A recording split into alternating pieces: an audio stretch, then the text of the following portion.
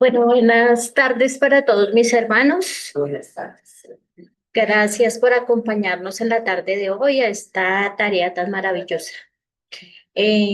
Para iniciar nuestra actividad, le vamos a pedir el favor a Rosita que nos regale la oración de inicio.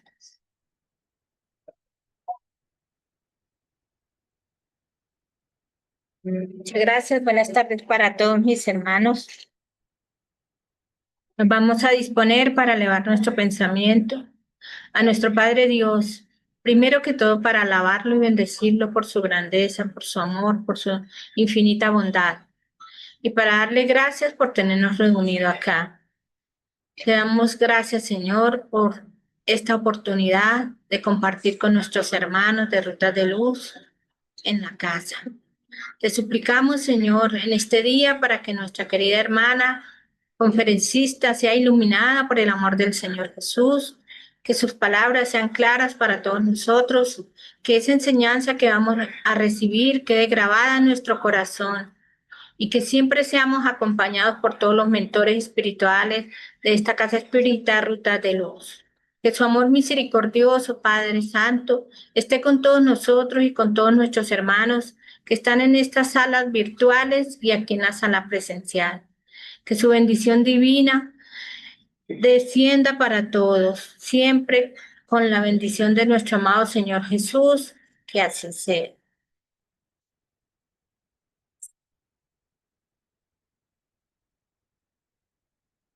Bueno, la conferencia en la tarde de hoy le corresponde a nuestra querida Hermila Rojas. El tema de la actividad es de la conferencia Doctrina de las Penas Eternas. Hermila Rojas es asociada del Centro Espírita Rutas de Luz y gran trabajadora. Hermilita. Bueno, muy buenas tardes para todos mis hermanos. Muchas gracias por acompañarnos en esta tarde a esta enseñanza, a esta charla que vamos a tener el día de hoy, o estudio, digámoslo así, porque todos estamos aprendiendo. Hoy me correspondió este tema, Doctrina de las Penas Eternas. Entonces, vamos a ver cómo estamos nosotros con esto de las penas eternas. Entonces, doctrina, la palabra, el significado de doctrina es enseñanza que se da para instruir a alguien, instrucción de alguien. Y penas tiene dos significados. El primero es sentimiento grande de tristeza o pesar. El segundo significado es castigo impuesto conforme a la ley por los jueces o tribunales a los responsables de un delito. La palabra eterno quiere decir que no tiene principio ni fin. Entonces, doctrina de las penas eternas.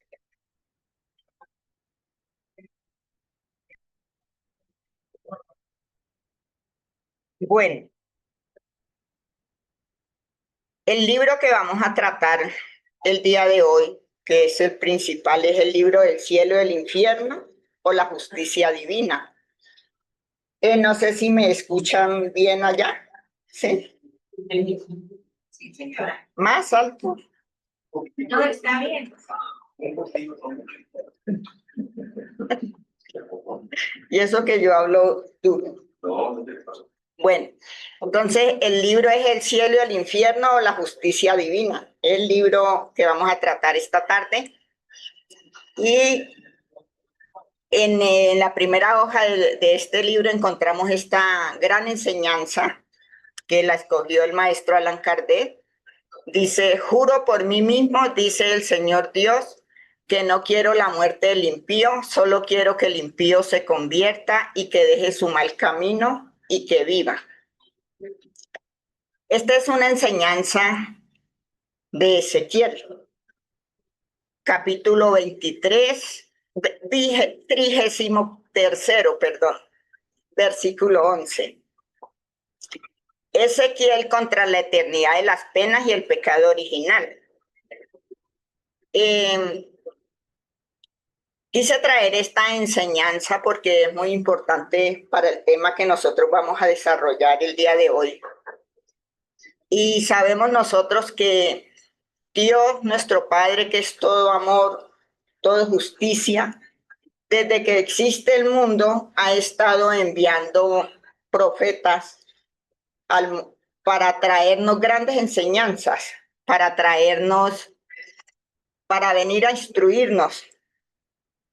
Y sabemos que los grandes profetas eran medium que recibían de la espiritualidad superior esas enseñanzas. Más o menos 586 años antes de la venida del Maestro Jesús, escribió Ezequiel este mensaje. ¿Sí?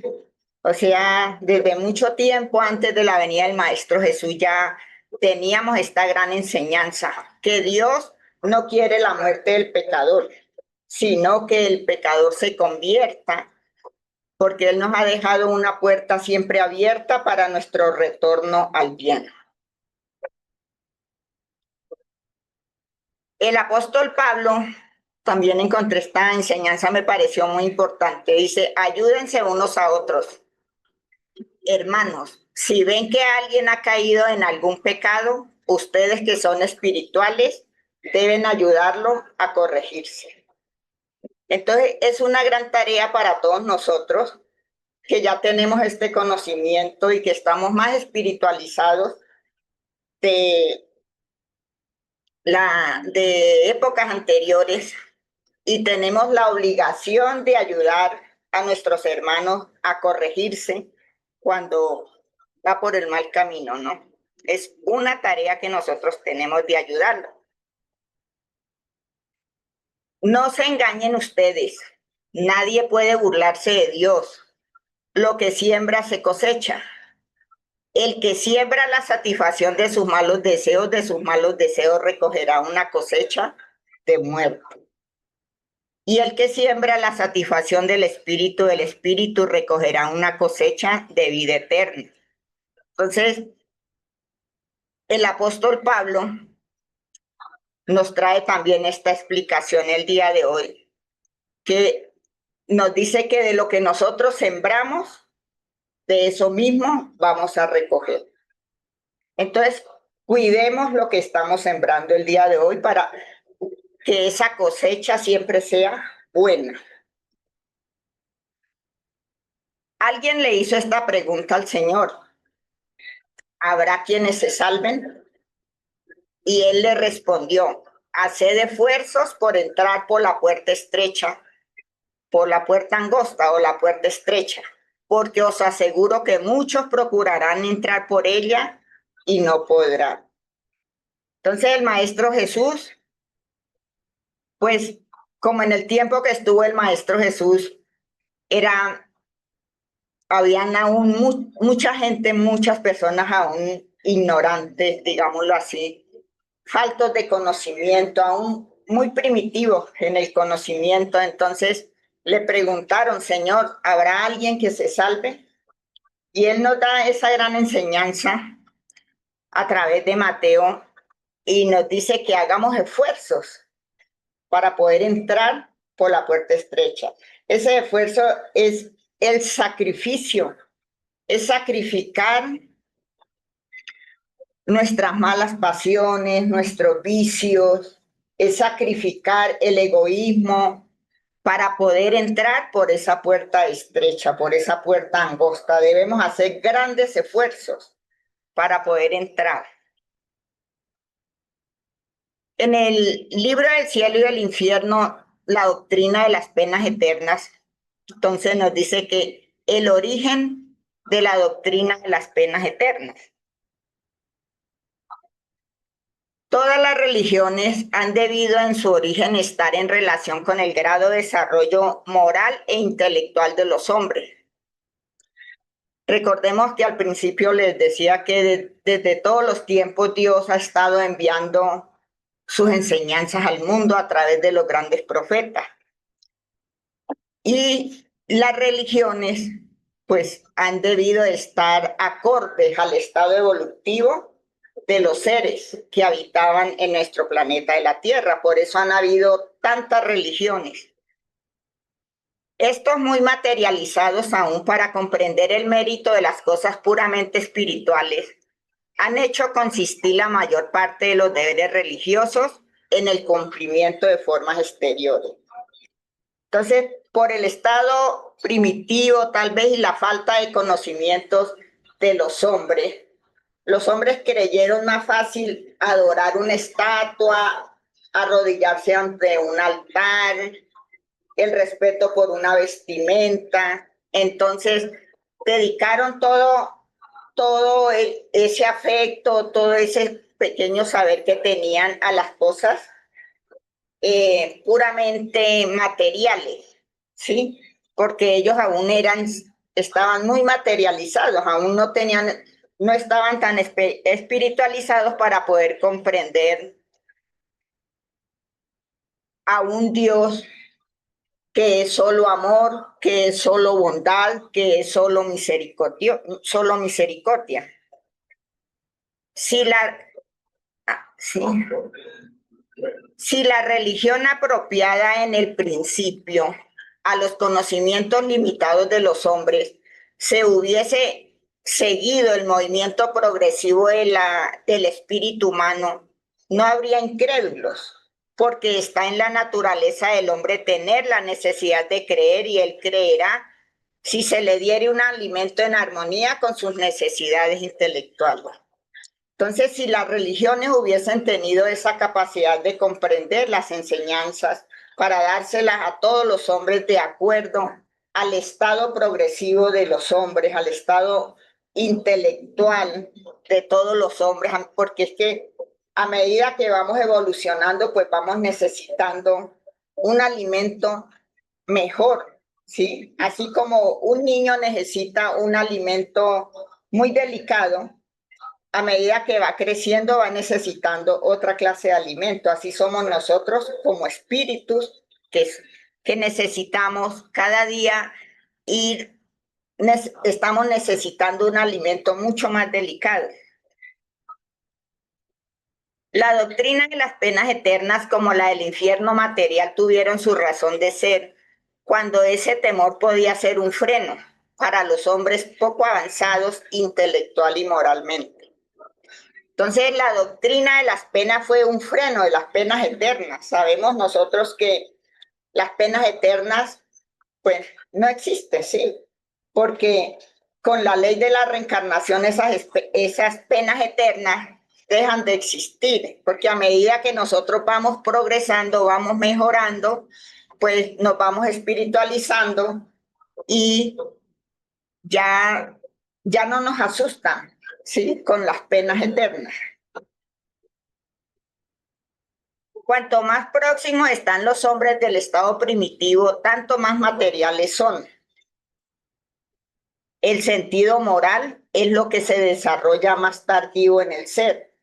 Por eso le fue necesario a las religiones de crear ciertas religiones y que ellos mismos las crearon pues de acuerdo a su estado evolutivo y pensaban que todo era sobre lo que veían, lo que podían tocar, la parte material. Pero a medida que se fueron desarrollando su sentido moral, pues necesitaban otras cosas más. Por esa misma razón no se pueden hacer sino una idea muy imperfecta de Dios y de sus atributos y una no menos vaga de la vida futura. Por lo mismo material que se encontraban los seres, como no tenían esa capacidad de razonar, de pensar, como imaginarse a nuestro Padre Dios, se lo imaginaban como un señor con barbitas, sí, como los hombres, porque le dieron fue esa forma humana, ¿sí? Entonces, pues tenían una idea muy imperfecta de los atributos también, porque lo habían materializado.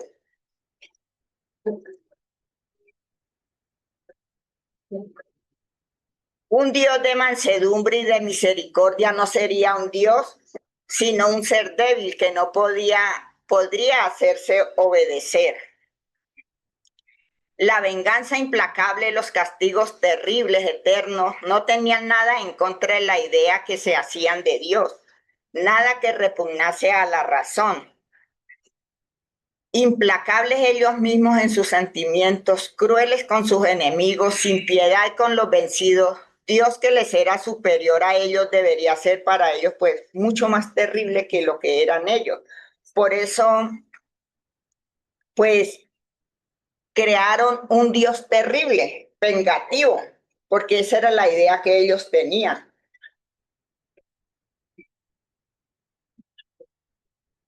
Para tales hombres serían necesarias creencias religiosas asimiladas a su naturaleza aún ruda, porque aún eran espíritus, pues digamos que éramos nosotros, no eran los espíritus, éramos nosotros que aún no teníamos ese conocimiento que hoy ya tenemos mucho más adelantado, esa inteligencia más desarrollada. Por eso esas religiones fueron apropiadas a su naturaleza ruda.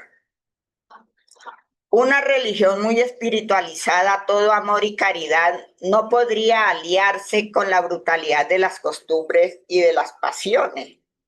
Entonces ellos no podían comprender la espiritualidad como tal, no la vino a enseñar el Maestro Jesús.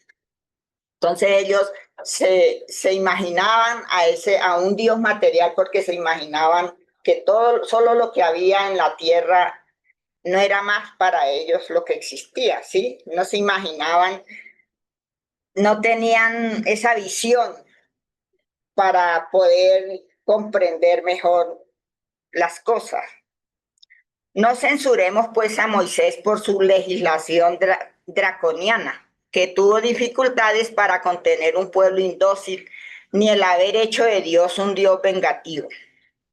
Sabemos que Moisés tuvo que crear unas leyes civiles para poder contener el pueblo, porque la ley que él había recibido pues era era la ley de Dios, era la ley divina para todo el mundo, pero él no podía enseñarle, ellos no la pudieron concebir en su naturaleza en la que ellos se encontraban. Por eso él tuvo que crear unas leyes civiles y de ahí pues nació la idea de un Dios vengativo, de un Dios celoso, de un Dios castigador.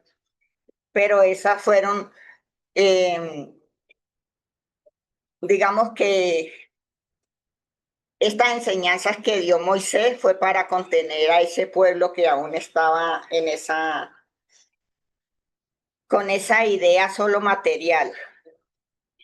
A medida que el espíritu se fue desarrollando, se disipó poco a poco el velo material y los hombres se volvieron más aptos para comprender las cosas espirituales, pero a eso no se llegó sino gradualmente.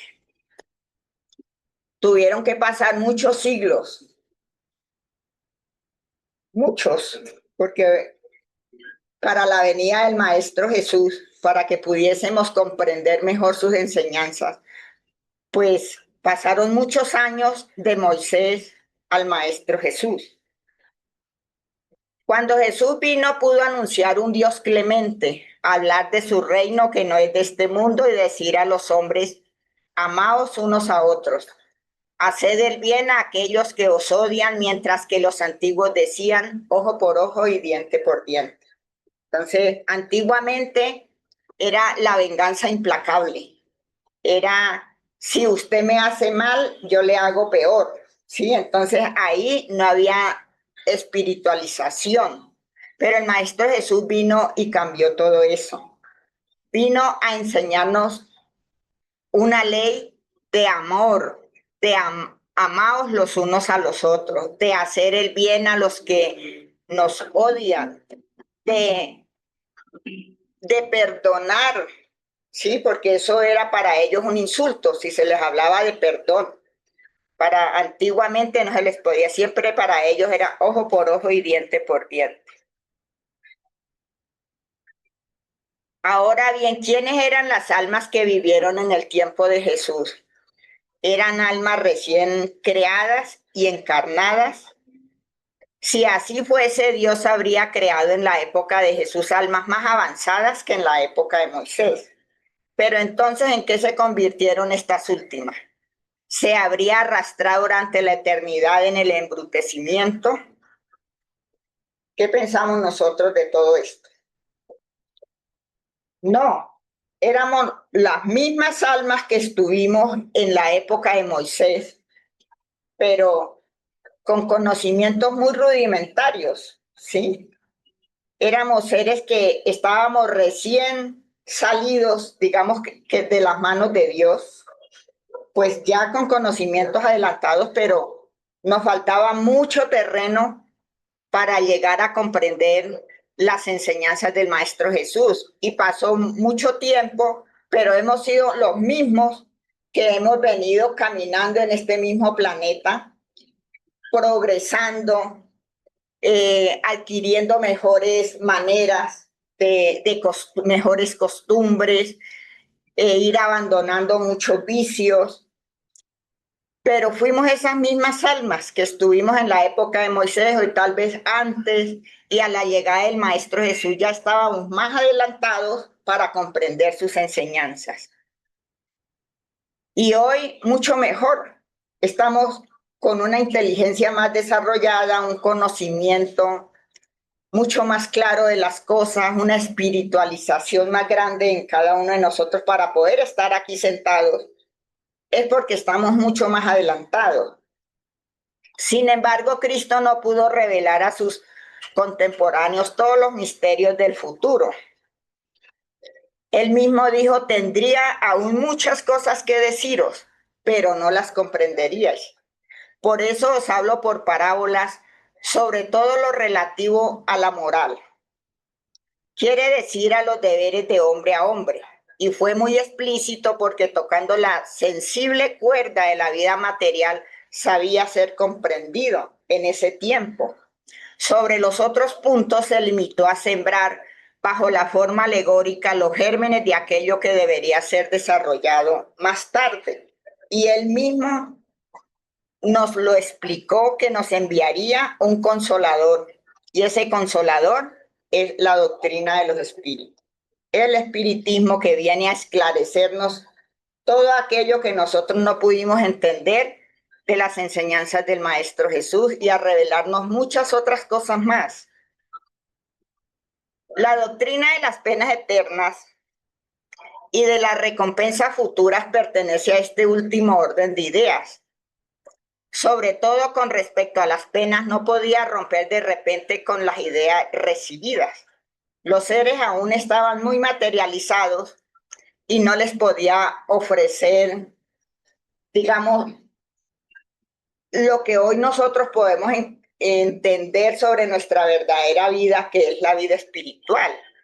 Ellos tuvieron también que trasegar, pasar muchos siglos para poder comprender lo que hoy nosotros podemos entender. Vino a traer a los hombres nuevos deberes, la caridad y el amor al prójimo, sustituyendo el espíritu de odio y de venganza. ¿Y qué es la caridad? ¿Cómo entendía Jesús la caridad cuando preguntó el maestro Kardec a los espíritus superiores? En el libro de los espíritus, la cuestión 886 nos dice que el maestro Jesús entendía la caridad como la benevolencia para con todos, ser bueno para con todos, la indulgencia con las imperfecciones ajenas, el perdón y el olvido de las ofensas. Entonces el maestro Jesús vino en palabras más sublimes a ir cambiando esas ideas de los antiguos y la negación sustituyendo pues al egoísmo. Y él nos dio el ejemplo de abnegación cuando fue llevado hasta la cruz. Él no pronunció ni una sola palabra, sustituyendo con su abnegación al egoísmo. Si Jesús amenazó a los culpables con el fuego eterno, era una de esas figuras enérgicas con la ayuda de las cuales él impresionaba a todas las masas. Si tal no hubiera sido su pensamiento, estaría en contradicción consigo mismo, exaltando la clemencia y la misericordia de Dios. Entonces el Maestro Jesús, en algunos apartes o en alguna de las enseñanzas, él amenazó a los culpables, a los rebeldes con el fuego eterno, ¿sí? Pero eso fue una figura para poder contener a las multitudes. Pero él mismo no podía contradecirse, exaltando la misericordia y la clemencia de nuestro Padre Dios. No podía condenar a sus hermanos, porque todos somos sus hermanos. Entonces él no venía a condenar a nadie. En la oración dominical nos enseña a decir: Señor, perdona nuestras ofensas, así como nosotros perdonamos a aquellos que nos ofendieron. Si el culpable no tuviese ningún perdón que esperar, sería pues inútil pedirlo. Y el Maestro Jesús nos enseñó a pedir perdón, porque somos hijos de un Dios bueno, justo y misericordioso, y Él está siempre dispuesto a recibir al hijo equivocado cuando se arrepiente. En el pensamiento de Jesús, el fuego eterno no podía ser sino una figura. Poco le importaba que esa figura tomada al pie de la letra debía servir de freno. Sabía bien que el tiempo y el progreso se deberían encargar de hacer comprender su sentido alegórico, según su predicción. El Espíritu de verdad vendría a esclarecer a los hombres sobre estas cosas. El carácter esencial de las penas irrevocables es la ineficacia del perdón, pues Jesús jamás dijo que el arrepentimiento no encontraría gracia ante Dios. En todas las ocasiones, al contrario, muestra a Dios clemente, misericordioso, pronto a recibir al hijo pródigo de regreso al techo paterno. no lo muestra inflexible, sino con el pecador endurecido. Pero si tiene el castigo en una mano, en la otra tiene siempre el perdón, pronto a extenderse sobre el culpable siempre que éste vuelva sinceramente a él. Esto no es ciertamente un cuadro de un Dios sin piedad. Al contrario, es un Dios misericordioso que está siempre dispuesto a recibir a su hijo equivocado, pero arrepentido vuelve a él.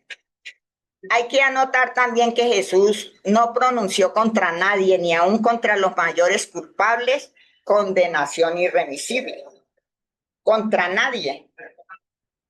Y tenemos el ejemplo aquí de la mujer adúltera, que los fariseos le llevaron a la mujer para que, a ver qué decía el maestro Jesús. Le estaban tendiendo también una trampa y le dijeron, en la ley de Moisés nos ordena que debemos apedrear a la mujer adúltera. ¿Qué nos decís a esto? ¿Sí? Y el maestro se agachó y escribiendo en el piso no les contestaba nada, pero ellos le seguían interrogando. Mas como él vio la insistencia, entonces les dijo, el que de vosotros esté sin pecado, que lance la primera piedra. Y de los más ancianos a los más jóvenes se fueron yendo calladitos, porque no había un ser ahí perfecto. Todos eran seres imperfectos, inclusive los mismos que la estaban acusando eran adúlteros, porque ellos mismos eran los que habían convertido a esta mujer en pecadora. Entonces el maestro Jesús después le dice, ¿dónde están tus acusadores? Ninguno la acusa y él dijo, ninguno. Y entonces él le dijo, levántate, vete y no vuelvas a pecar. Entonces, una gran enseñanza que nos deja el maestro Jesús. En el libro de los espíritus, en el libro cuarto, Esperanzas y Consuelos, en el capítulo segundo, Penas y Goces Futuros, nos dice, preguntas que hacía el maestro Allan Kardec, ¿de dónde viene al hombre el sentimiento instintivo de la vida futura?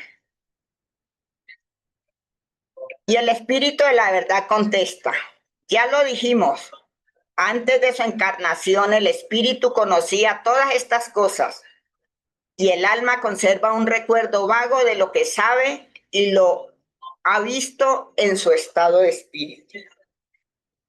Entonces, ese sentimiento instintivo de la vida futura está en cada uno de nosotros, que viene con nosotros al nacer. En la recapitulación de nuestras diferentes existencias, nosotros tenemos una idea vaga de lo que es realmente la vida futura. El maestro Allan Kardec me pareció muy interesante esta pregunta que él hace ahí. Dice, el que debe pasar largos años en un país extranjero se inquieta con la posición que en él tendrá. Dice, ¿cómo no nos hemos de ocupar de la que tendremos al dejar en este mundo, puesto que es para siempre? ¿Cómo no nos vamos a ocupar nosotros de nuestra vida futura, que es nuestra verdadera vida, la vida espiritual? Sabemos hoy día que esta vida material es pasajera, que la verdadera vida de nosotros es la vida espiritual, y para eso es que nosotros tenemos que trabajar. Creer en Dios sin admitir la vida futura sería un contrasentido. El sentimiento de una existencia mejor se encuentra en el fuero interior de todos los hombres y Dios no lo puede haber puesto allí en vano. La vida futura implica la conservación de nuestra individualidad después de la muerte. Es decir, que nosotros continuamos con todos nuestros sentimientos, nuestros pensamientos, todo lo que hemos aprendido, con todo lo que nos llevamos, con las virtudes, también con el mal y con los vicios que no nos hemos despojado. En eso consiste que nuestra individualidad continúa después de la muerte. ¿Qué nos importa en efecto sobrevivir a nuestro cuerpo si nuestra esencia moral debiera perderse en el océano del infinito? Si todos nosotros nos confundiéramos en un océano, pues ¿para qué afanarnos por hacer el bien? ¿Para qué afanarnos por mejorarnos, por trabajar por nuestro progreso? Entonces, como somos seres individuales y el Maestro Jesús nos dijo a cada quien según sus obras. Continuamos con el libro de los espíritus. ¿De dónde procede la creencia que se encuentra en todos los pueblos de las penas y recompensa futura? Presentimiento de la realidad dada al espíritu dada al hombre por el espíritu encarnado en él. Ya lo vimos anteriormente, que nosotros al reencarnar traemos de nuestras vidas pasadas y cuando estamos en la erraticidad esos conocimientos de nuestra vida futura. La consecuencia de la vida futura es la responsabilidad de nuestros actos. ¿Qué esperamos nosotros en la vida futura? ¿Qué lugar vamos a poder encontrar? ¿Sí? De acuerdo a nuestras obras, de acuerdo a nuestros comportamientos, de acuerdo a nuestros aprendizajes, todo el bien que hagamos, pues va a ser nuestra posición en la vida futura. Pero si nos comportamos mal, si le hacemos el mal a nuestros hermanos, si le metemos el puntapié al otro para que se caiga, pues eso también nos lo vamos a cargar. Dios no puede querer que los unos gocen sin trabajo de los bienes, a que solo con esfuerzo y perseverancia llegan los otros. La idea que Dios nos da de la justicia y de su bondad por la sabiduría de sus leyes no nos permite creer que el justo y el malvado estén en un mismo nivel ante sus ojos, ni dudar que reciban un día aquella recompensa y el castigo del bien y del mal que haya hecho.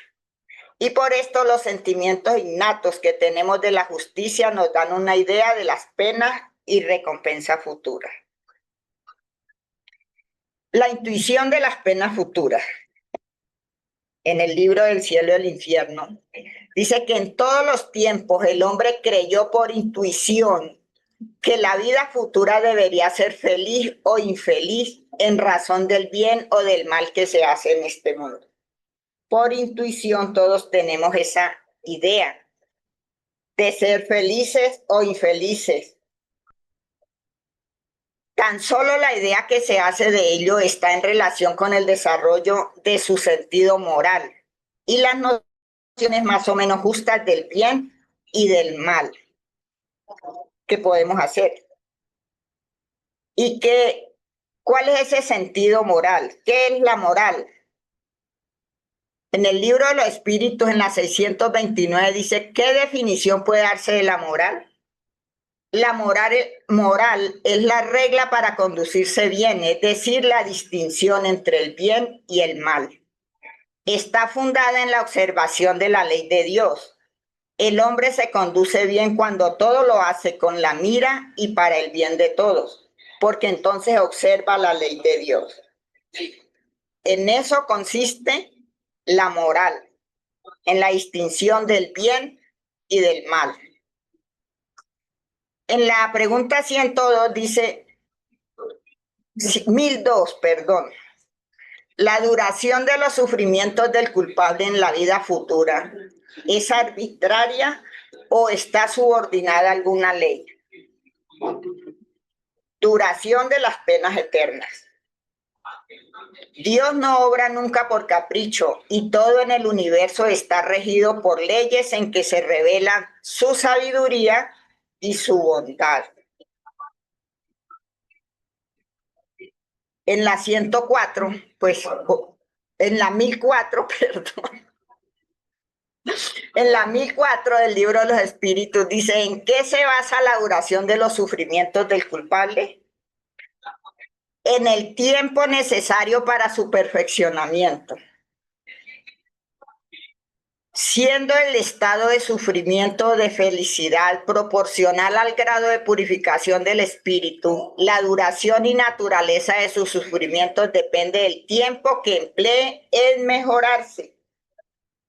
Entonces, todo nuestro sufrimiento, nuestras miserias en este planeta de la Tierra depende también de nuestra buena voluntad por mejorarnos, por cambiar nuestra forma de ser, por cambiar nuestra naturaleza imperfecta a querer ser más perfecta, ¿sí?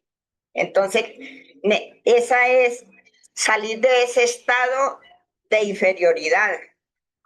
Y la doctrina de los espíritus nos lleva a la adquisición de todos estos conocimientos. A medida que progresa y que se purifican sus sentimientos, disminuyen sus sufrimientos y cambia su naturaleza. Es decir, que nos vamos purificando, nos vamos perfeccionando. Y esta es una gran enseñanza de San Luis, de esta pregunta. Bueno, en la 1006 dice, ¿puede ser eterna la duración de los sufrimientos del espíritu? Sin duda, si fuese eternamente malo. Es decir, que nunca se hubiese de arrepentirse y mejorarse. Sufriría eternamente. Pero Dios no ha creado seres para que se consagren a perpetuo mal. Dios nos creó a todos sencillos e ignorantes, faltos de ciencia, faltos de conocimiento, pero nos dotó con todas las facultades, con todas las herramientas para progresar. Entre esas facultades que son las potencias del alma está la inteligencia, el pensamiento, la mente, la memoria, la razón, la voluntad y el libre albedrío, y entre muchas otras que nosotros aún no conocemos. Decir que Dios nos dio todas las herramientas para poder llegar a Él. Los creó únicamente sencillos e ignorantes y todos deben progresar en un tiempo más o menos largo según su voluntad. En la 1009 nos dice, según lo que se entiende de esto, las penas impuestas nunca serían eternas. Y esta es una gran enseñanza de San Agustín. Dice, interrogad a vuestro sentido común, a vuestra razón y preguntaos si una condenación perpetua por algunos momentos de error no sería la negación de la bondad de Dios. Dios no sería bueno, justo, misericordioso si nos condenara a penas perpetuas por una equivocación. Pero no es ese el Dios de los cristianos que coloca el amor, la caridad, la misericordia y el olvido de las ofensas en el número de las principales virtudes. ¿Y podría carecer él de las cualidades de las cuales ha hecho deberes? ¿No es contradictorio atribuirle la bondad infinita y la infinita venganza? Eso sí es contradictorio. Atribuirle al Padre misericordioso la infinita venganza y la infinita bondad, eso es contradictorio. Decís que ante todo es justo, que el hombre no comprende su justicia, pero la justicia no excluye la bondad. Y no sería bueno si condenase a penas terribles, perpetuas a la mayor parte de sus criaturas. Pudiera haber impuesto a sus hijos la justicia como una obligación si no les hubiese dado medios para comprenderla. Por otra parte, el hacer depender la duración de las penas de los esfuerzos del culpable por mejorarse no es la sublimidad de la justicia unida a la bondad. Dios nos da siempre esas oportunidades a través de la ley de la reencarnación, a través de esas vidas sucesivas, como estudiábamos anoche del maestro de León Denis, que tuvimos una clase muy bonita. Dijo don Germán, Hermila se está enamorando de León Denis. Y en esto consiste la verdad de estas palabras, a cada uno según sus obras. Siendo los atributos de Dios infinitos, no son susceptibles ni de aumento ni de disminución. Sin eso no serían infinitos y Dios no sería perfecto. Si se retirase, aunque fuese la parte más pequeña de uno de sus atributos, no tendríamos más a Dios, porque podría existir un ser más perfecto. Si Dios es inexorable para con el culpable arrepentido, no es misericordioso. Si no es misericordioso, no es infinitamente bueno. ¿Por qué Dios haría para el hombre una ley de perdón si él mismo no debiese perdonar? Voy adelantando, hija. Si ella progresa, es decir, el alma, la eternidad de las penas es imposible. Entonces, con la ley del progreso, todos nosotros estamos adelantando, siempre vamos hacia adelante, progresando. Entonces, la eternidad de las penas es imposible porque a medida que el espíritu se va esclareciendo, va comprendiendo sus equivocaciones, sus errores, y entonces busca la forma de mejorarse. Y Dios le tiende la mano y le abre las puertas a través del arrepentimiento para que él empiece a trabajar por su propio bien. Y aquí tocamos la gran cuestión de la pluralidad de las existencias como único medio racional de resolver la dificultad. Es decir, esa pluralidad de existencias de nuestras vidas, de ese trasegar de nuestras vidas, como lo decíamos al comienzo, que nosotros hemos venido caminando en este planeta de la Tierra desde, no sabemos cuántos miles de años llevamos caminando nosotros para poder llegar hoy a estar aquí, comprendiendo y sobre todo que podamos poner en práctica las enseñanzas del Maestro Jesús. En una sola existencia, si fuese una sola existencia para nosotros, pues ¿qué aprenderíamos? ¿Qué lograríamos aprender? Muy poquito lo que uno avanza en una sola existencia. En el libro de los espíritus, en la 167, dice, ¿cuál es el objetivo de la reencarnación? La expiación y mejoramiento progresivo de la humanidad, sin lo cual, ¿dónde estaría la justicia de Dios? Con la ley de la reencarnación se acaban las penas eternas. Se acabó, todo depende de cada uno de nosotros. Lograr el objetivo del progreso. El dogma de la eternidad absoluta de las penas es pues inconciliable con el progreso del alma, puesto que le impondría un obstáculo invencible. La ley del progreso es patente, no es una teoría, es un hecho constatado por la experiencia, es una ley natural, ley divina imprescriptible. Y esta ley la encontramos en el libro de los espíritus, libro 3 de las leyes morales. Es una ley. Si el dogma de la eternidad de las penas fuese una verdad, San Agustín, San Pablo y muchos otros no habrían visto el cielo jamás si hubiesen muerto antes del progreso que trajo la conversión. La conversión los ayudó en ese progreso. Según la doctrina espírita, de acuerdo con las palabras del Evangelio, con la lógica y la más rigurosa justicia, el hombre es hijo de sus propias obras durante esta vida y después de la muerte. No debe nada al favor. Cada uno según sus obras, lo que cada uno haga.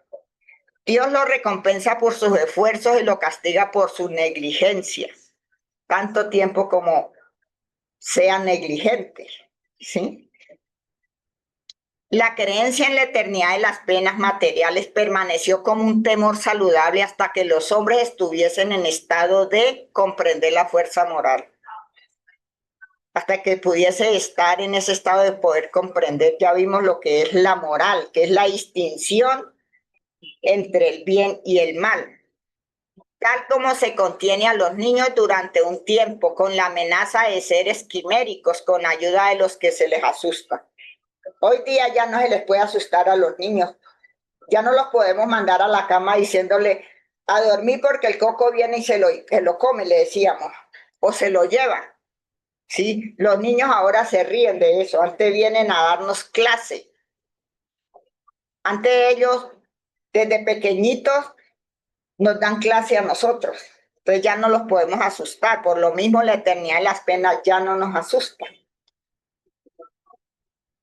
La doctrina espírita en lo que concierne a las penas futuras, como en todas sus partes, no está fundada sobre una teoría preconcebida. No es un sistema que sustituye otro sistema. En todas las cosas se apoya en observaciones y esto es lo que le da autoridad. En este mismo libro del cielo y el infierno, en la segunda parte de este libro, encontramos todas esas comunicaciones de los mismos espíritus que se han manifestado, de los espíritus felices, de los espíritus que sufren, de los espíritus suicidas, de los espíritus rebeldes. Sí, entonces ellos mismos vienen a darnos estas enseñanzas para que nosotros no caigamos en lo que ellos, porque ellos mismos nos enseñan por qué sufren, otros por qué son tan felices. Nadie ha imaginado que las almas después de la muerte deberían encontrarse en tal o cual situación. Son los mismos seres que dejaron la tierra que vienen hoy a iniciarnos en los misterios de la vida futura, a decirnos su posición feliz o infeliz, sus incomprensiones, impresiones y su transformación con la muerte del cuerpo. En una palabra, a completar sobre este punto, la enseñanza de Cristo. El espiritismo no viene pues a negar la penalidad futura. Al contrario, viene a constatarla. Con lo que destruye es el infierno localizado, con sus hornos y sus penas irremisibles. Sí, porque el espiritismo no nos viene a decir que después de la muerte todos vamos a ser felices, pues si nos hemos portado mal. Pero él no viene a negar la penalidad futura, sino que nos dice que no hay un infierno, un sitio como lo crearon las religiones, un sitio especial donde todas las almas se retuercen allá y Dios allá viéndolas y los ángeles soplándoles sin hacer nada por ellos. Sitios especiales no los hay, pero esos son estados de conciencia. No niega el purgatorio, puesto que prueba que estamos en él. Lo define y lo precisa explicando la causa de las miserias terrestres y con eso hace creer en él a los que lo imaginan. Es decir, que nosotros estamos en este plano de la tierra que es ese purgatorio, donde estamos purgando a través del dolor, del sufrimiento, de la pérdida de seres queridos, de nuestras miserias. Entonces, para ir terminando, el código de la vida futura es como el postre. Ese es el postre de todas estas enseñanzas. Como es bastante extenso, solo traje algunas que vi como las que se acoplaban más. Entonces voy a leerlas para que no se me vayan a cansar mucho. Entonces nos dice en el primer punto que el alma o espíritu sufre en la vida espiritual las consecuencias de todas sus imperfecciones, de las cuales no se despojó durante la vida corporal. Su estado feliz o infeliz es inherente al grado de depuración de cada uno. En el numeral 3 dice, no hay una sola imperfección del alma que no lleve consigo sus consecuencias deplorables e inevitables. Ninguna imperfección del alma que no lleve consigo su castigo, ¿no? Y ni una sola cualidad que no sea el origen de un gozo. Por eso debemos nosotros esforzarnos en ser mejores cada día. Porque cada cualidad que nosotros conquistemos nos llevan a un goce en la vida espiritual. En el numeral 14 dice, estando la duración del castigo subordinada al mejoramiento, resulta de esto que el espíritu culpable, que no se mejora nunca, pues sufrirá siempre, y que para él la pena sería eterna. Pero ya lo vimos que eso no es así. Dios siempre deja abierta una puerta para la vuelta al bien, y esa puerta es a través del arrepentimiento. En el numeral 15 dice, una condición inherente a la inferioridad de los espíritus es la de no ver el término de su situación y de creer que sufrirán siempre. Para ellos es un castigo que les parece debe ser eterno, porque en su misma inferioridad, pues su sufrimiento no le ven un término, entonces ellos creen que eso va a ser eterno. Pero eso depende de ellos, salir de ese estado. En el numeral 16 dice, el arrepentimiento es el primer paso para la mejoría, pero él solo no basta, es preciso aún la expiación y la reparación. Arrepentimiento, expiación y reparación son las tres condiciones necesarias para borrar la huella de una falta y sus consecuencias. Son necesarias, no basta con que yo me arrodille y me arrepiente. Necesito expiar y reparar. Ya vamos a ver el significado de cada uno. Dice el arrepentimiento, esto me pareció tan bonito, que me dio mucha esperanza, mucha alegría. Dice el arrepentimiento suaviza los dolores de la expiación, es decir, de nuestro sufrimiento, de lo que estamos viviendo en el momento, puesto que trae la esperanza y prepara los caminos de la rehabilitación. Pero únicamente la reparación puede anular el efecto, destruyendo la causa. El perdón sería una gracia y no una anulación. Yo me consideraba en este momento en rehabilitación. Estoy en rehabilitación, porque ustedes no. El arrepentimiento puede ocurrir en cualquier parte, es decir, en la erraticidad o la vida espiritual y aquí en la tierra. Puede ser aquí o allá, pero puede ocurrir en cualquier parte. Y en cualquier tiempo, si es tardío el culpable, pues sufre por más tiempo.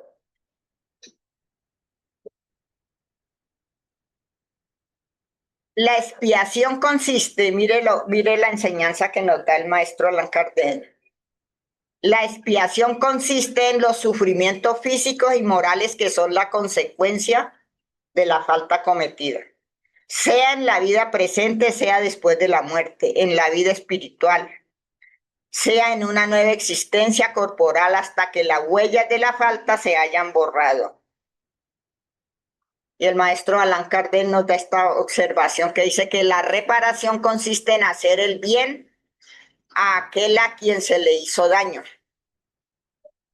La necesidad de la reparación es un principio de rigurosa justicia que debe considerarse como la verdadera ley de rehabilitación moral de los espíritus. Entonces, me parece muy bonita esta enseñanza. En el numeral 20 dice, cualquiera que sea la inferioridad y la perversidad de los espíritus, Dios jamás los abandona. Dios jamás abandona a nadie, por más malo que sea, por más que esté en las profundas, como dicen, profundidades del infierno, como se dice, ahí llega el cielo, ahí llega la ayuda. Otra cosa es que nosotros mismos no nos dejemos ayudar. Nadie es responsable sino por sus faltas personales. Nadie sufrirá las penas de las faltas de los otros, a menos que les haya dado lugar y provocándolas, ya provocándolas con su ejemplo, o ya no impidiéndolas cuando tenía poder para ello. En la 29 dicen, la misericordia de Dios sin duda es infinita, pero no es ciega. El culpable al cual perdona no está exonerado mientras no haya satisfecho a la justicia. Sufre las consecuencias de sus faltas. Por misericordia infinita es preciso entender que Dios no es inexorable y que deja siempre abierta la puerta de la vuelta al bien a través del arrepentimiento. En la 33 dice que a pesar de la diversidad de los géneros y de los grados de sufrimiento de los espíritus imperfectos, el Código Penal de la vida futura puede resumirse en 3 puntos. El sufrimiento está unido a la imperfección. Por eso debemos trabajar siempre para mejorarnos. Toda imperfección y toda falta que es consecuente carga consigo su propio castigo por sus consecuencias naturales inevitables, como la enfermedad es la consecuencia de los excesos, el tedio de la ociosidad, sin que haya una condenación especial para cada falta y cada individuo. Todo hombre pudiendo deshacerse de sus imperfecciones por efecto de su propia voluntad, porque eso es por la propia voluntad de cada uno, puede ahorrarse los males que son su consecuencia y asegurar su felicidad futura. Tal es la ley de la justicia divina, a cada uno según sus obras, así en el cielo como en la tierra.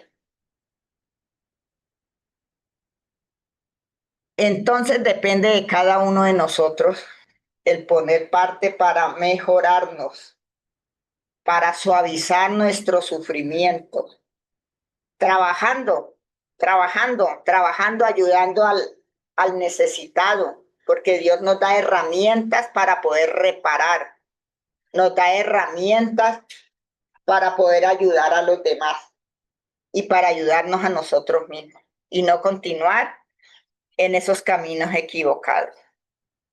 Entonces, muchas gracias a todos mis hermanos.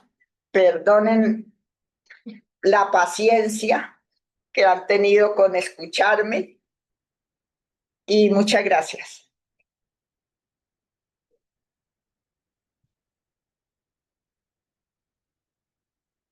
Bueno, agradecemos a Hermila por estos conocimientos que nos ha dejado en la tarde de hoy y le damos la palabra al director de la Casa Espírita, don Germán Telles.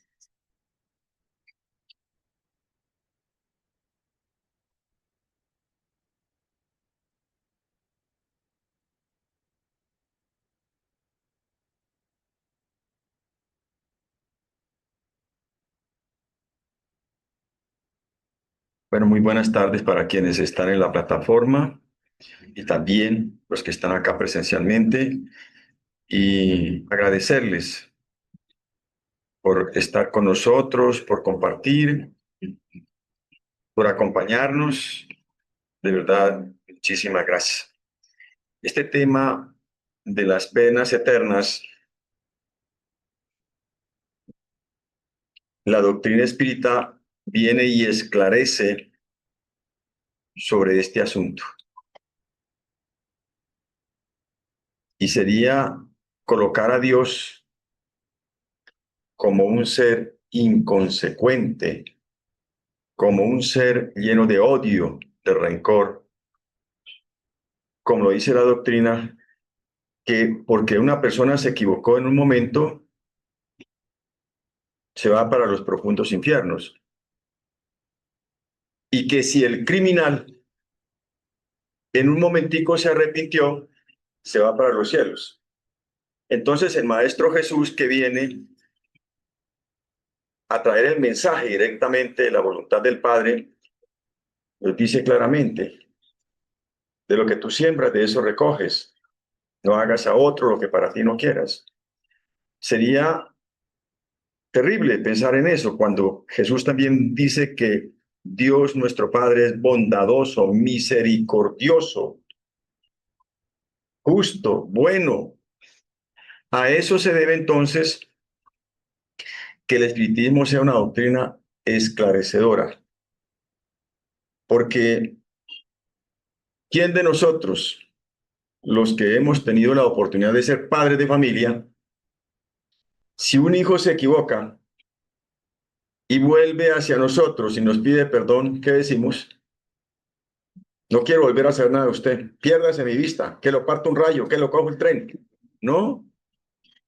De ahí la enseñanza tan extraordinaria que está en el Evangelio, la enseñanza del hijo pródigo.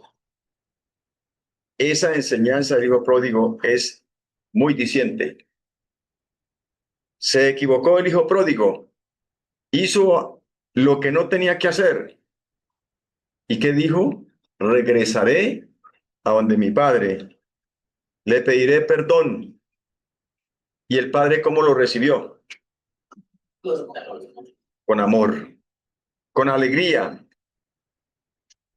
Así es nuestro Padre con nosotros. Luego, ese infierno de muy buena fe que las religiones crearon de localización, la doctrina espírita, acorde a las enseñanzas que dan los espíritus, donde nos dicen en qué situación se encuentran acorde a sus comportamientos que tuvieron en la tierra. Luego, es decir, el infierno no existe, ni el cielo ni el infierno existen, son estados de conciencia, estados de conciencia. Nuestro Padre siempre está atento a recibirnos, siempre y cuando nosotros así querramos hacerlo.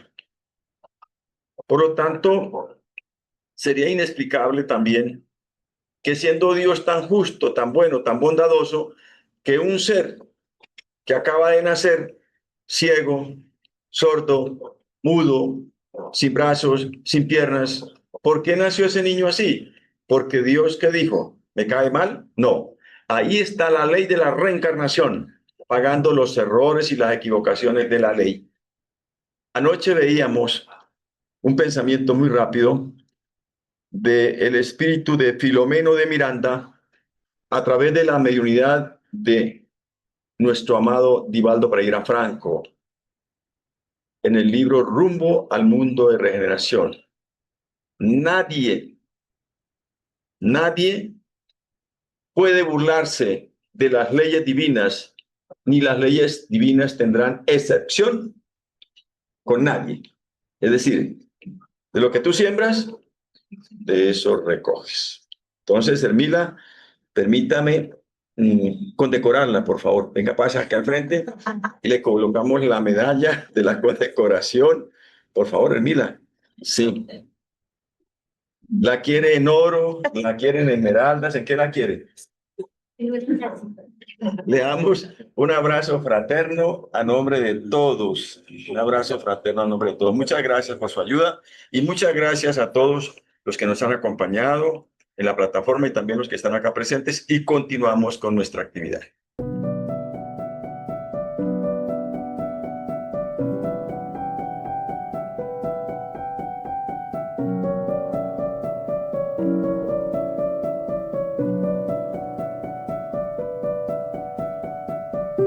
Hijitos míos, amaos los unos a los otros. Amados hermanos, aprovechad esas lecciones. Su práctica es difícil, pero el alma extrae de ellas un bien inmenso. Creedme, haced el esfuerzo sublime que os pido, amaos, y muy pronto veréis a la tierra transformada en el Elíseo, donde vendrán a reposar las almas de los justos. Fenelón, Burdeos, 1861. Capítulo 11. Amar al prójimo como a sí mismo. Instrucciones de los Espíritus. La ley del amor. Ítem 9. Edición CEA. Centro Espírita Rutas de Luz. Quedan entonces todos invitados que nos acompañen para el próximo sábado y vamos a terminar con la oración de cierre que nos la regala Rosita.